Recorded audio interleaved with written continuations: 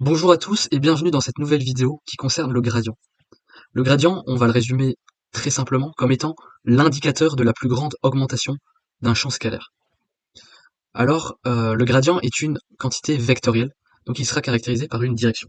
Cette direction nous montre où monte le plus rapidement la quantité scalaire.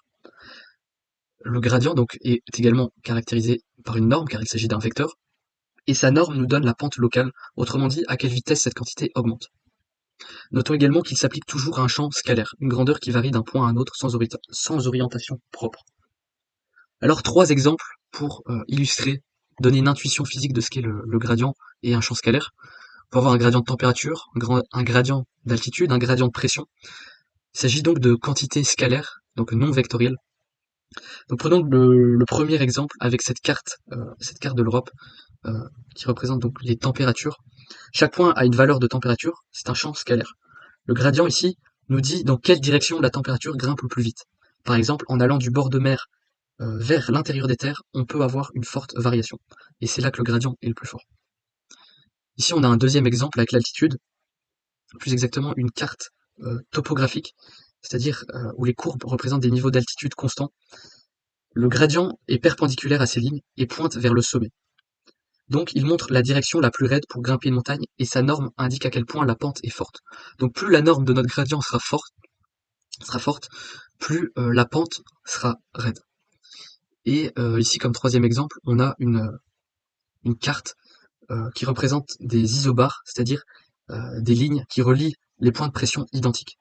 Donc le gradient de pression nous indique où la pression augmente le plus rapidement. C'est crucial en météorologie, car cela est lié à la force du vent. Plus le gradient est fort, plus les vents sont puissants. Donc on voit que le gradient a euh, une importante signification physique, et on peut retrouver ça dans plusieurs domaines, notamment en météorologie. Passons désormais à la définition mathématique de ce qu'est le gradient. Le gradient, je l'ai dit, c'est une quantité vectorielle. Donc on voit ici qu'on a un, un vecteur, et il s'applique sur un champ scalaire. Donc ça peut être un champ de température, un champ de pression, comme on l'a vu précédemment. Et ici, donc ce champ scalaire est représenté par le petit f ici. Et les composantes de notre gradient seraient tout simplement les dérivées partielles par rapport. Donc ici, on va travailler en coordonnées cartésiennes à 3 dimensions. Donc les coordonnées cartésiennes, je le rappelle, à 3 dimensions, c'est x, y et z.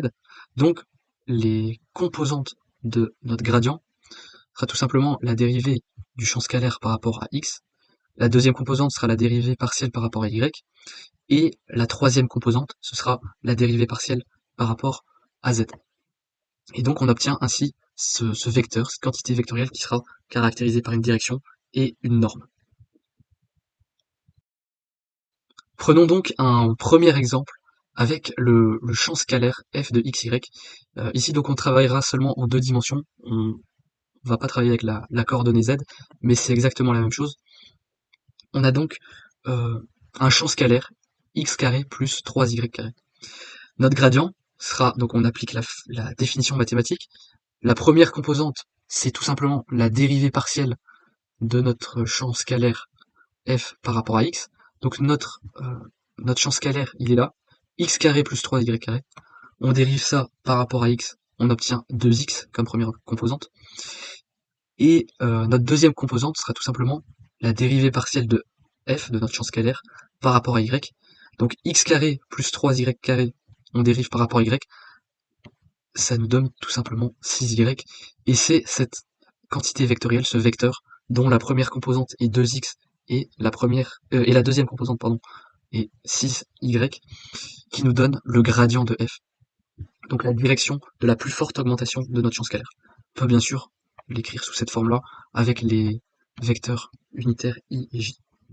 On peut ensuite calculer la norme si on a des données chiffrées à la place de xy, ou qu'on nous donne le point xy qui, je sais pas, vaut par exemple 1, 2. Donc on peut éventuellement calculer sa norme avec la formule de la norme euclidienne à 2 dimensions, qui est tout simplement la racine carrée de la somme des carrés des composantes. Euh, donc voilà. Un deuxième exemple, cette fois-ci à 3 dimensions, où on a un champ scalaire f de x, y, z, qui vaut x carré plus y carré plus z carré.